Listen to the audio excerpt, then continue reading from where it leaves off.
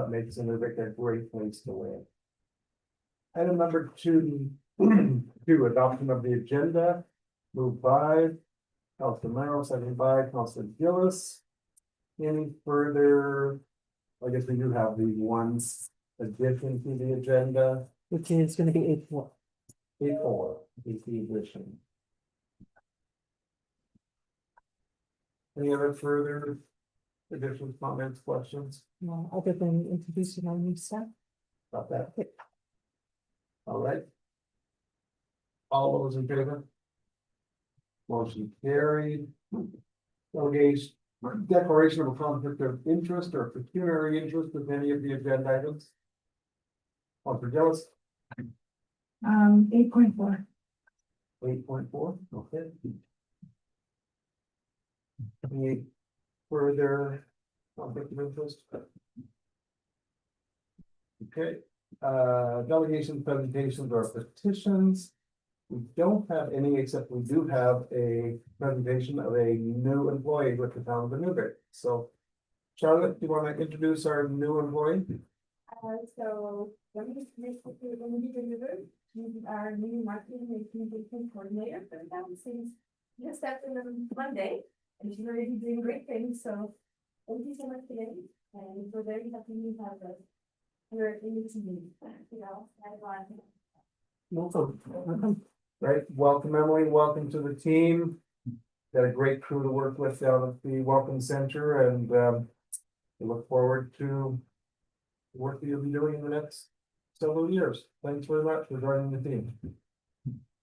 All right, item number 6, or sorry, public question period. Think we're good there. The few of you are here for 8 more. Okay. Item number 6, adoption of the minutes from the January 26th, 28th meeting. 6-1, moved by Councilor Romero, seconded by Councilor Parrott. Any further changes, additions, corrections needed on the minutes? All those in favor? Nothing further on the action items? No. Okay, good on that. Item number 8, new business. Request for council decision 2026-021, reschedule February 25th regular council meeting. Moved by Councilor Gillis, second by Deputy Mayor Barlick. Any further discussion needed on that? All those in favor? Motion carried. Request for council decision 2026 property tax auction, unsold properties from the 2025 auction. Moved by Councilor Merrill, seconded by Deputy Mayor Barlick. Any further discussion on these properties? All those in favor? Motion carried. 8-3, public auction, the appointment of an auctioneer. Moved by Councilor Gillis, seconded by Councilor McDonald. All those in favor? Motion carried. 8-4. This is the new item from Monday. Councilor Gillis is taking an exit. And maybe what we'll do, we'll get this on the floor and then we'll have some background on from Cindy and answer questions. And moved by Councilor Merrill, second by Councilor Day. Okay. So this is the reason it's come to council. It's a mixed use discretionary development permit. This is the area where we had approved earlier for a 24-unit apartment. And now that has changed, and there's also some other changes. So I don't know. So I can give a brief history, like the difference between the two, and then Peter can jump in Sure. if Yeah. necessary. So when you approved the mixed use occupancy before, it was a 24-unit apartment building, and mixed occupancy is commercial and residential. So the commercial component of that was a live work suite to fit within that commercial criteria. So since then, IRC has asked that we look at expanding the residential component. So instead of the 24 unit, it's going to be a 38 unit. What that is going to entail is a couple of things. The commercial component, they have actually changed, and they're going to use 2 of the bottom units as a laundromat. So basically, one of the areas is going to be for the tenants, and then the other one is going to be for tourists or anybody that requires it, because the absence of any kind of laundry facilities now in town. So they thought that that would be a good addition to the downtown core that way. So with those additional 18 units, or 18, 16, I'm trying to do the math here. It was with those additional units, it also has an implication on parking, because you have to have a certain amount of parking per unit and then for visitors. So what Peter has proposed and what IRC has asked us to look at for the parking plan is not only parking for that apartment building, but for the entire complex, if you want to call it, including the Mackenzie Hotel, including Mamuktuk, the warehouse next, or the warehouse on the Legion side, as well as the 2 apartment buildings. So what you'll see tonight and what was in your packages is a schematic of where all of that parking is. And Peter, the development officer, took a look and he did all of the calculations, how much is required. And that is the plan and the adjustments that way. So the other thing is some enhancements because of the size of the building and getting closer to the Mackenzie Road side is from Inuvik all the way up Mackenzie around the corner at Veterans Way. IRC is planning to redo that sidewalk as well, and to add some amenities like walking paths and some transit back that way. Did I pretty much capture anything else? Yes.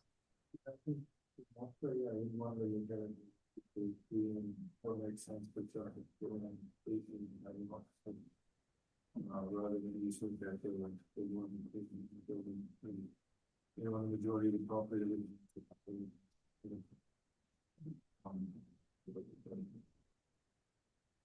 You know, it's fair to bring them to the table. Peter, any comments that you want to add before we take questions or comments from council? Mayor Clarkson, sorry, I couldn't hear what Brandon was saying.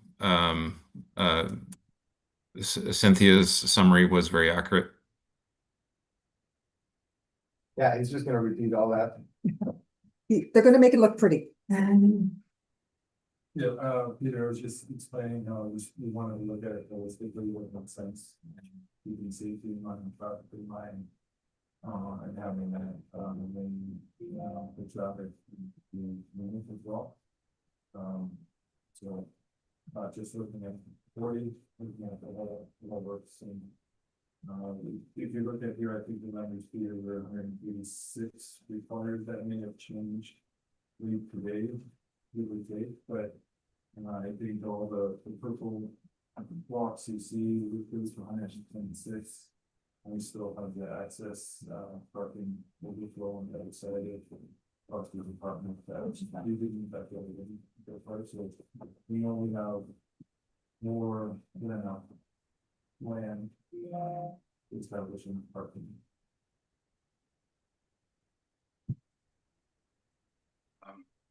I'm available for more questions if requested from anyone. All right, so Peter, you don't have any opening comments, you just want to take questions?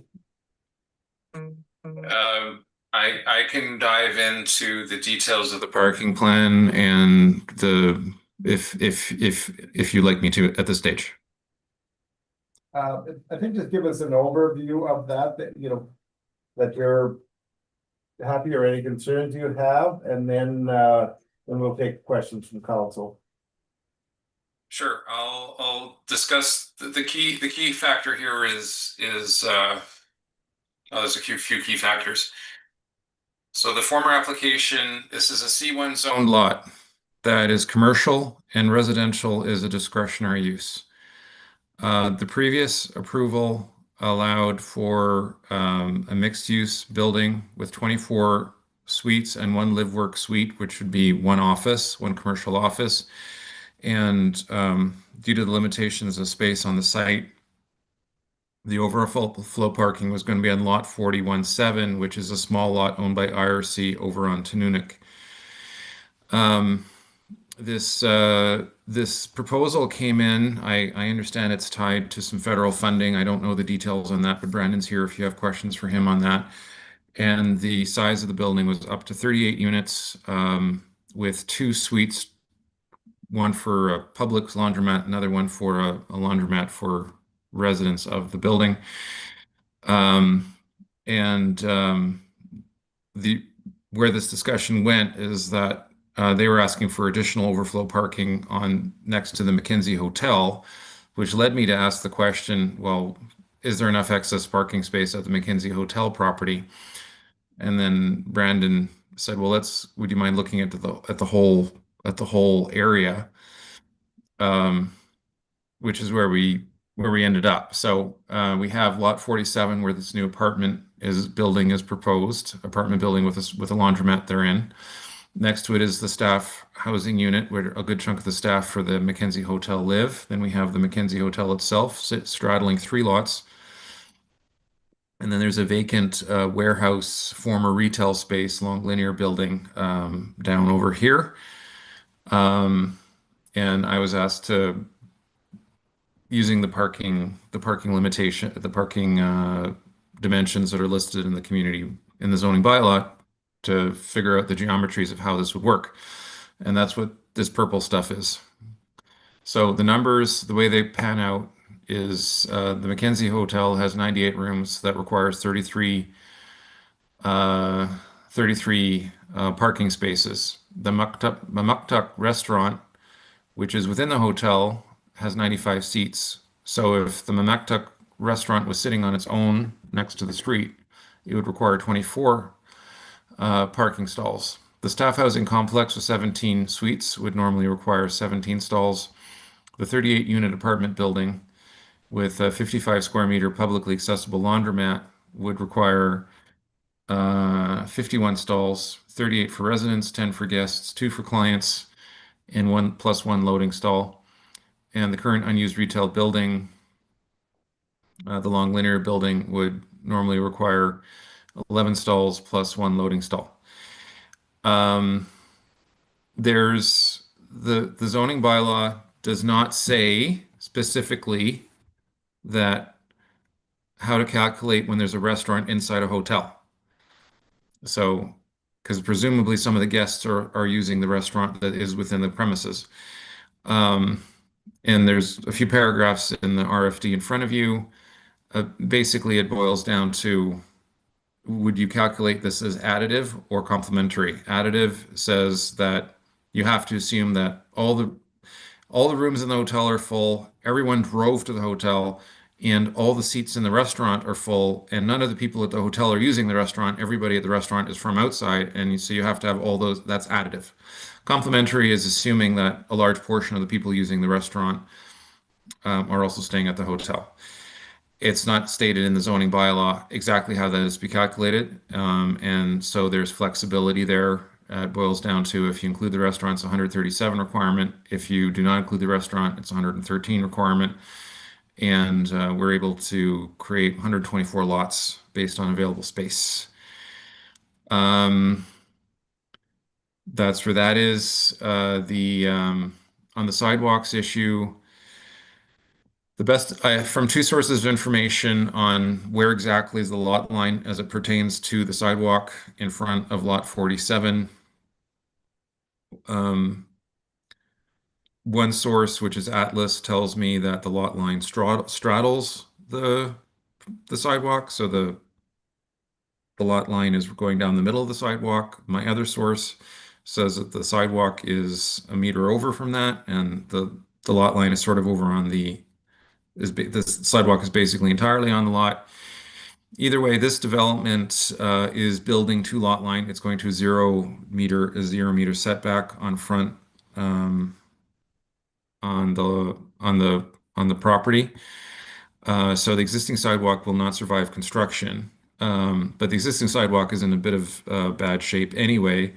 So I think it's good for the community to come up with a plan for IRC to pay for reconstructing the sidewalk, which they are interested in doing the whole block, which will increase the appearance of the lock as well. We don't have a final plan on that, but one of the conditions in the resolution I've put in, there's 4 conditions, which I think it makes sense to read that out here. So I've got 2 resolutions, one for the discretionary use and one for the parking plan. And I'll read this out so if council has any questions, they can ask. So be it resolved that Inuvik Town Council hereby approves the discretionary apartment laundromat mixed-use development at Lot 47, Block 20, Plan 177 Mackenzie on conditions that, and these are conditions that will appear on the development permit. Suitable walkway be established on the south side of the new building. Conclusion of design agreement between the town of Inuvik and the Inuvik Alouette Regional Corporation on IRC rebuilding an aesthetically pleasing minimum 2.2-meter wide sidewalk on the west side of Mackenzie between the Inuvik and Veterans Way during construction of the new apartment building at 177. Whoops, that's not Inuvik, that's Mackenzie. This word here should be Mackenzie, not Inuvik. Maintenance of existing walkways and driveways between the new structure, the staff housing, the Mackenzie Hotel. So that's maintaining the passages between these different buildings that exist already. And number 4, all parking stalls except middle aisle parking be provided plugins. The middle aisle is referring to this strip of 1, 2, 3, 4, 5, 6, 7, 8, 9, 10, 11 stalls right here. So these would not have plugins, but everything else would have plugins. Number 5, that the parking plan be checked against fire truck turning requirements, and Hotel Mackenzie adopt a parking maintenance policy to prevent misparked vehicles as per section 6.6 subsection 2G zoning bylaw. What that means is people driving Ford Transits and F-350s, F-250s, they would not be permitted to park in this middle aisle, so that if there is a fire at Mackenzie Hotel, the fire trucks can get up here and make a turn and get in this way or this way. So this would basically be reserved for small vehicles. And then going to the other resolution, is be it resolved that Inuvik Town Council hereby approves a multi-lot coordinated parking plan for lots 47 and 48, Block 20, Plan 2319 at 177 and 80 Inuvik, which is these 2 lots. And then lots 31, 32, and 33, Plan 228, which is the 3 lots that the hotel is sitting on. And then lots 34-1, 34-2, 35-1, and 35-2 at 130 Veterans Way, which is where that long, thin, vacant building is situated. I'll stop there. Thanks, Peter. Questions, comments from council, Councilman Merrill? So we only got this afternoon, so a little bit puzzled here. I think we all recognize the need for more housing in town. But is the site of construction where the old Frosty's pub was? Okay, so it's right on the front of that lot, In front of where Frosty's Pub was, in front of where? where the old bowling alley used to be. Okay, that's the building I'm thinking. Okay, that helps. Okay. And are there any accessible parking spots in this plan? Yes, ma'am. The accessible lot requirements we met with these lots here, which are angled parking at the end of the walkway off Veterans Way. But are there any accessible parking spots for the apartment building?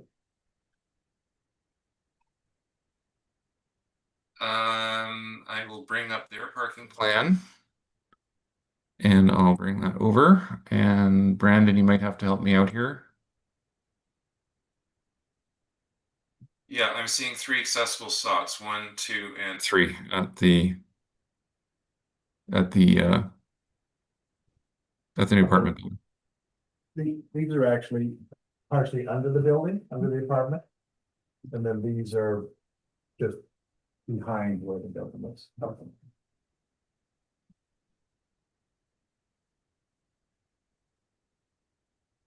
Deputy Mayor Barrett. Yeah, you kind of got to part of my question, which was, is there still gonna be some of these parking stalls reserved under the building in the back end? And then you still have the ones across. you know. So then essentially this will be, all those purple lots are in addition to what was already previously planned in the old building design. In the ones with the rocks are not.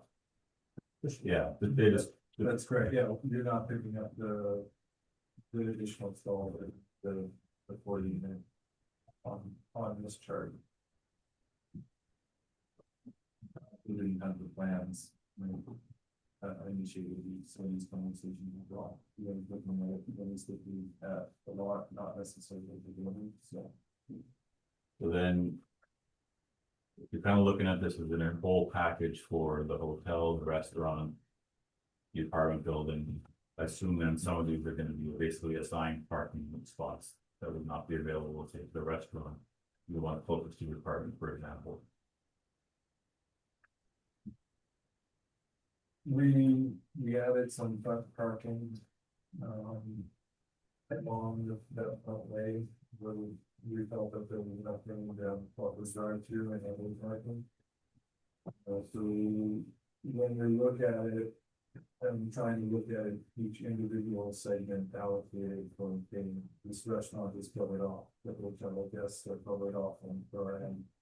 I don't wanna make overflow parking and walk from basically the region. So I'm trying to push the traffic where it can be.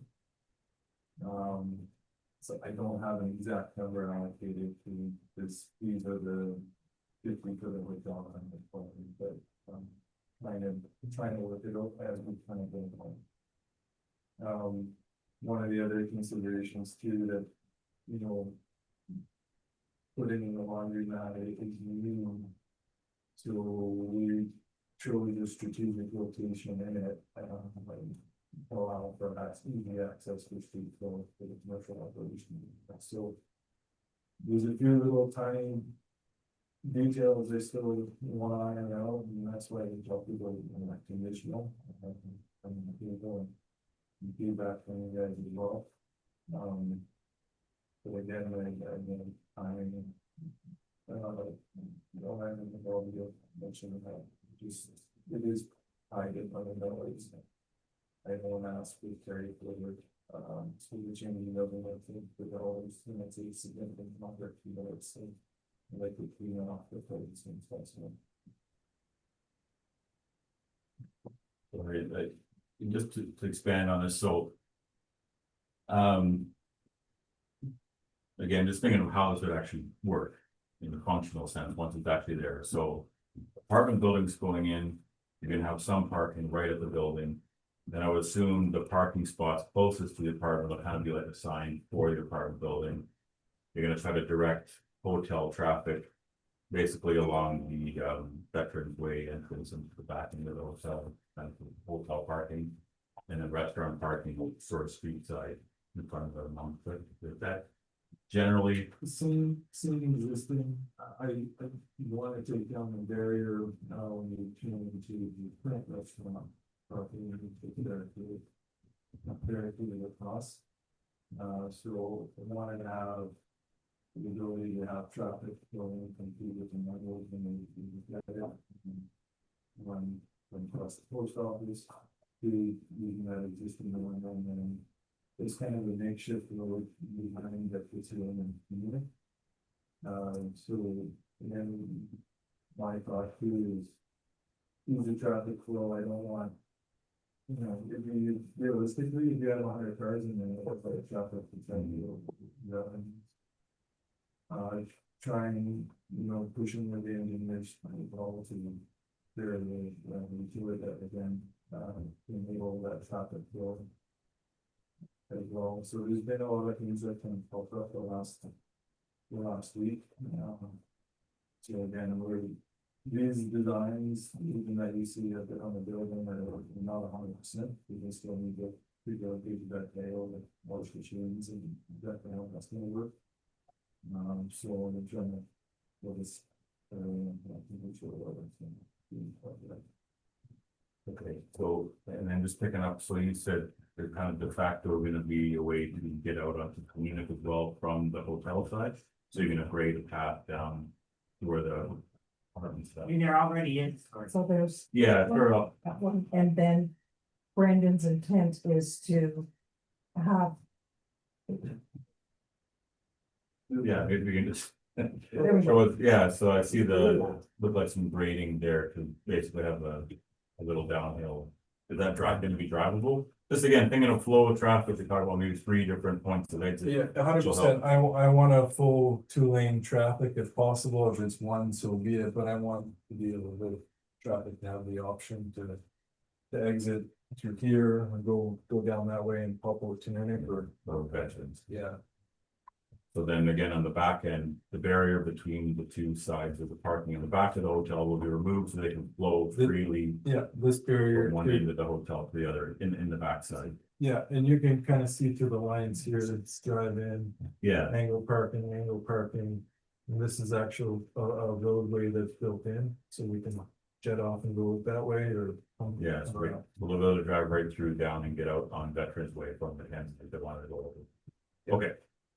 Yeah, just again, just trying to wrap my head around how the traffic flow would actually work. In the scenario, I think the small car thing is not a problem. You see that in other places where small vehicles only.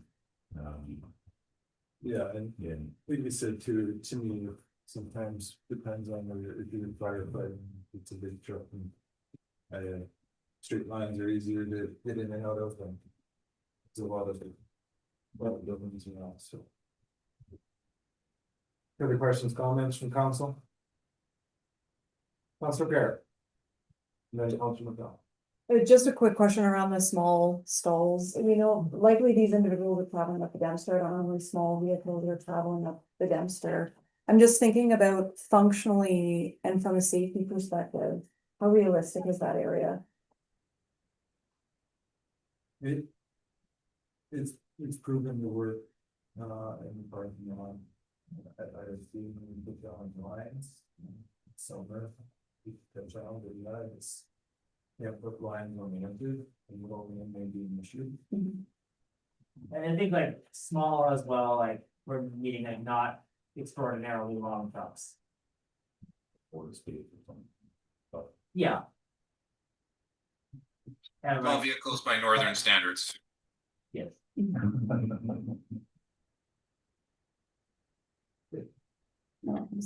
Yeah, the aisle width, I mean, this is meant as 2 one-ways here, traffic going this way and traffic coming back this way. The aisle width meets the minimum regulations marked in the zoning bylaw. The only aspect where I'm kind of scratching my head, I can see a big fire truck coming down this way and curving in this way. I'm a little bit worried about turning this way. We might lose one lot there. So the fire trucks could come out this way. I'm not worried about the width for fire trucks over here because it's well over standard. Speaking from a firefighting side, we wouldn't be turning left there anyway.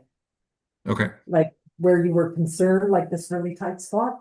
I don't see there would be a reason for us to bring a truck just based on where we would be staging a fire truck.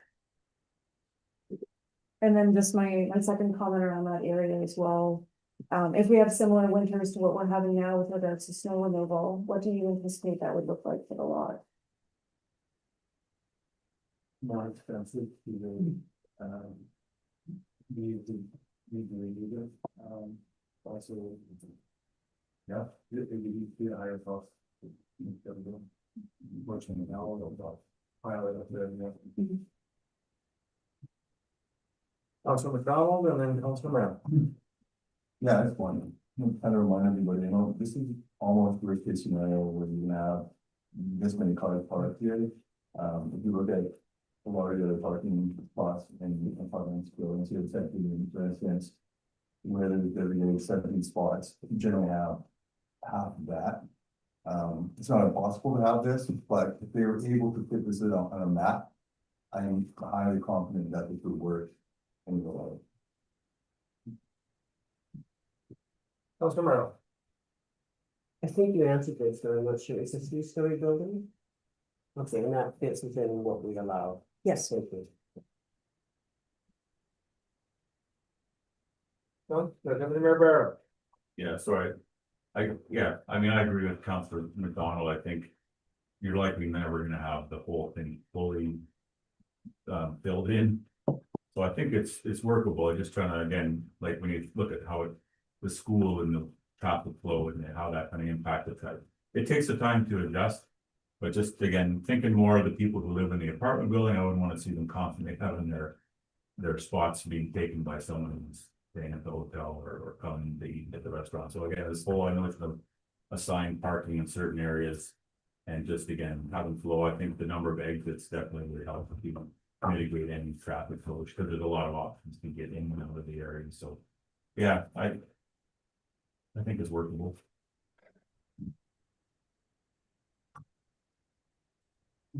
I just want to say one this thing, we're doing this exercise, looking at the buildings and looking at the parking and findings, it's really looks good. And the birds that I use at the 50/50. And we start new development parking lots.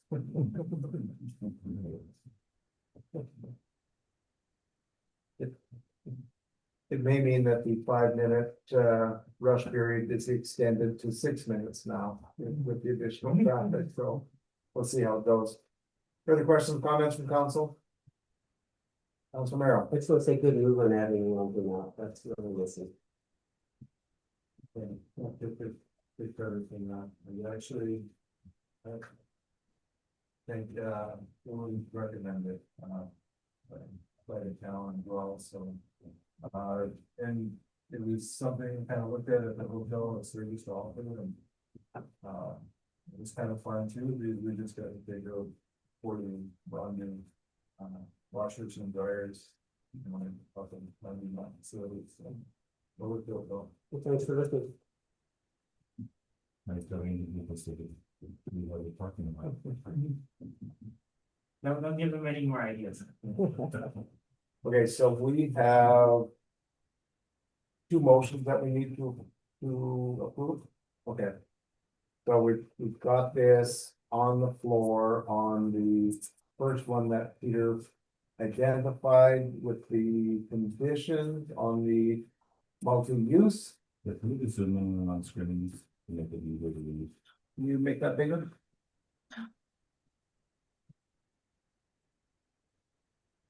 Oh, Peter's doing it for you. There you go. Oh, there we go. Can you read that? Bring it bigger? Yeah. So that would be the first motion with the five conditions.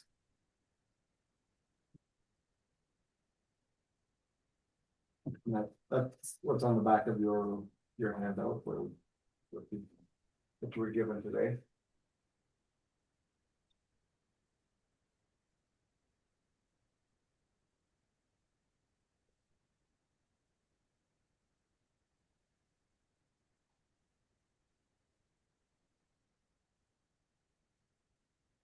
Okay, everyone understand the first motion?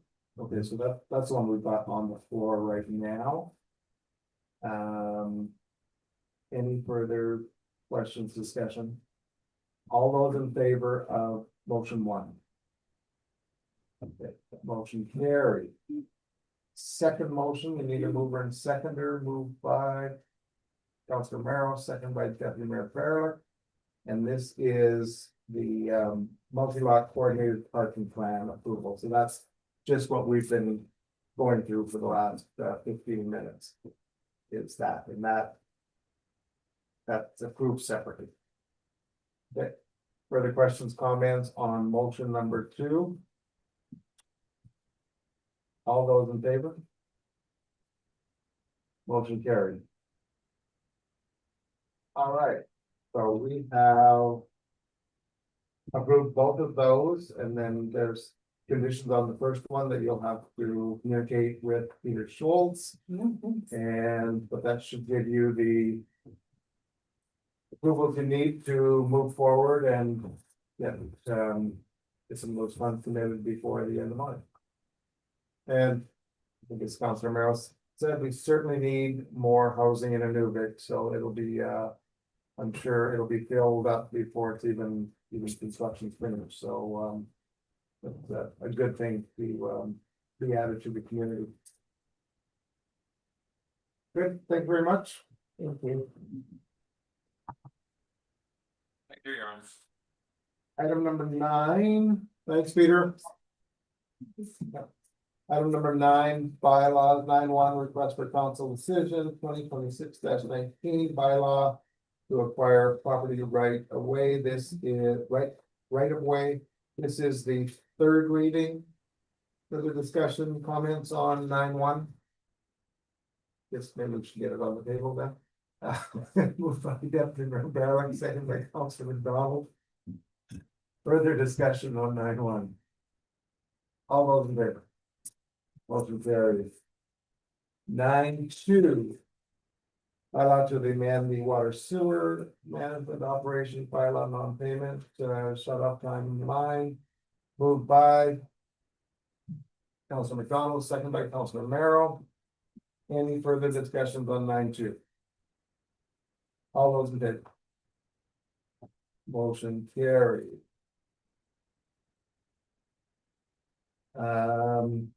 We don't have departmental updates of this one. Information items.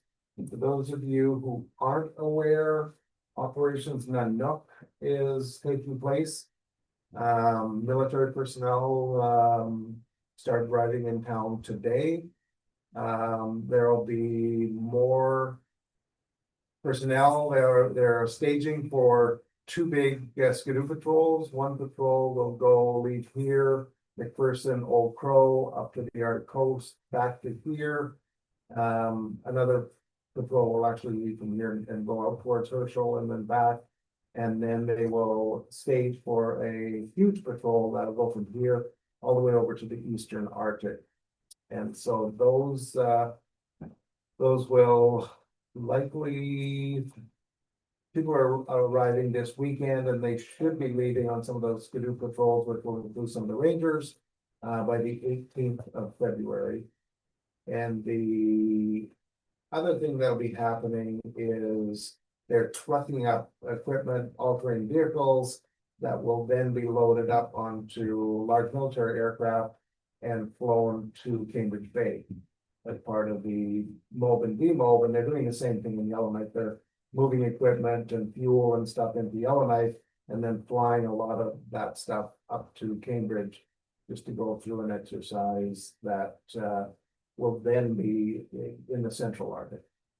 So we will be seeing personnel as well as equipment and Skidoos, and I think they're trucking.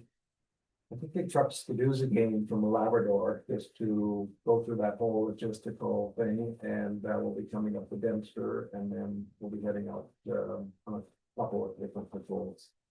So that is something that will take place probably over the next 2 weeks. By the time you look at coming in, mobilizing, getting out, coming back again, mobilizing for the next trip, and then getting out, and then before they head off to the Eastern Arctic. So we're playing a much smaller role. I think they have rented some glass space again and things like that, but considerably smaller than last year when they were here for 6 weeks. So I don't think any other information items. Did I take that? When is the Ultra?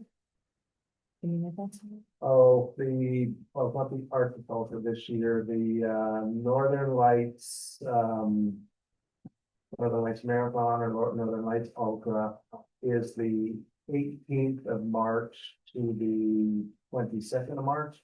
But if this year is not the Ultra 6.6 where they start in Eagle Plains and go to Tuck. This year they will come in around the 18th, and there's a fat tire bike race from Inuvik to Fort McPherson to Aklavik back to Inuvik. But it's supported, so there's heated camps where they feed them, and then I think the day afterwards on the 19th, then it's the foot race, which you can run, walk, or ski, and they'll come into Inuvik, but then on the 19th they'll be bused to Fort McPherson. They'll start in McPherson, go McPherson to Aklavik on the ice road, and Aklavik to Inuvik on the ice road, and then anyone locally, can also participate for the last 42 kilometers, which is a marathon, 42 kilometers out of Inuvik on the last day on the 22nd and into Inuvik. So that will be on that day. So yeah, you'll be back for it. So whichever event. I was gonna say, for me, it would be the last 2 kilometers, not the 40. Any other information items from anyone? No, we're good. All right, and item number 12, council concerns. Well, I think we have got a couple questions. So just a couple of updates. Your first question, Councillor McDonald, was regarding the pool and why it took so long to fix, and whether or not the people that were doing the fixing were the ones to do the fixing. So there was a contamination in the pool. That could have been any type of contamination, so the readings were high. So what they had to do was they had to shock the pool. It was more than just a couple of hours. I misunderstood what they had said. So that took pretty much one day, and then they had to drop that back down to get it to a normal. So that was the second day, and then it was waiting on the tests and the health officer sign off. So that is where it came from. And yes, the people are qualified to do it. The second question you had was regarding the utilidor and the work that they were doing at the utilidor in the old blueberry patch area. And that was not because the utilidor was exposed. It was a result of the pilings. So, and you're aware pilings jack up. So the flow, the grade wasn't there. So the work that they were doing over there, because the grade was not flowing, the sewer was not flowing downhill, they steamed and they thought they had fixed it, but then later down the line on across the road on Krug Mallet, they then had to drop those pilings as well. So it has since been resolved, and it is now covers are back on and everything like that. So all right, I think that was just the third one. It was looked at and it was shoveled, not resting. There was a question. There was one area near Spruce Hill where it looked like somebody had pushed snow onto the utilidor. It is it was somebody had shoveled it on. It wasn't like a bobcat that had pushed it onto the utilidor. So I had David go and take a look, and he doesn't see any concerns with it. Okay. Oh, and the hot tub, the parts are ordered, and sorry.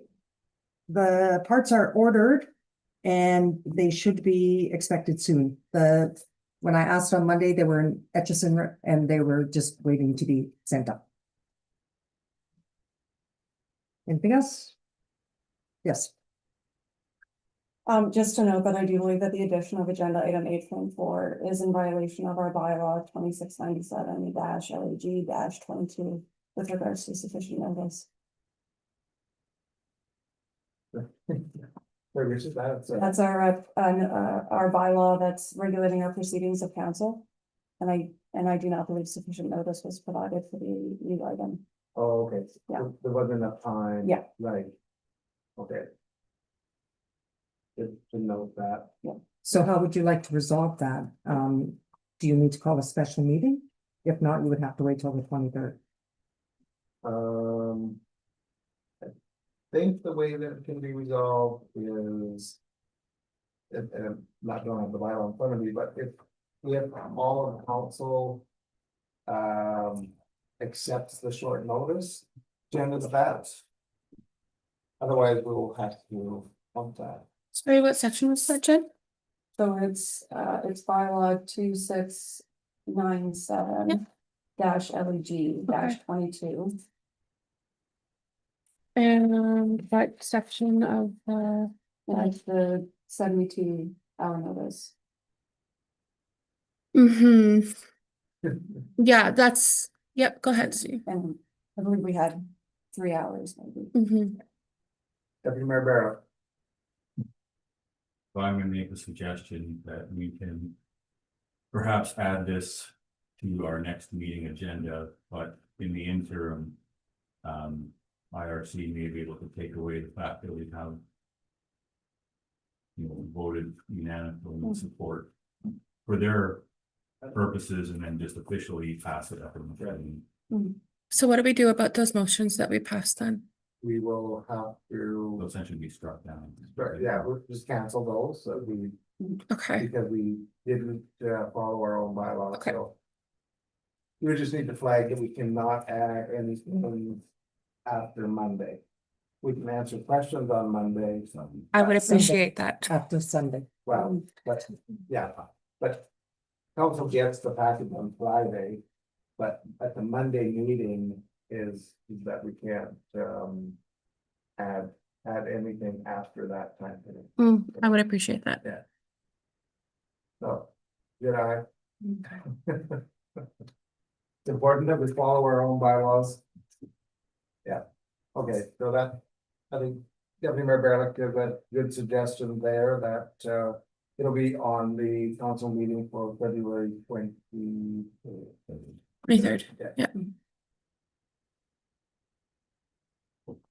Okay, any further?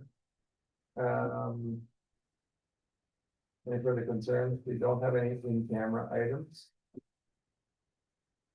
Motion to adjourn, moved by Councilor Gillis, second by Councilor Merrill. All those in favor? Thanks, everyone.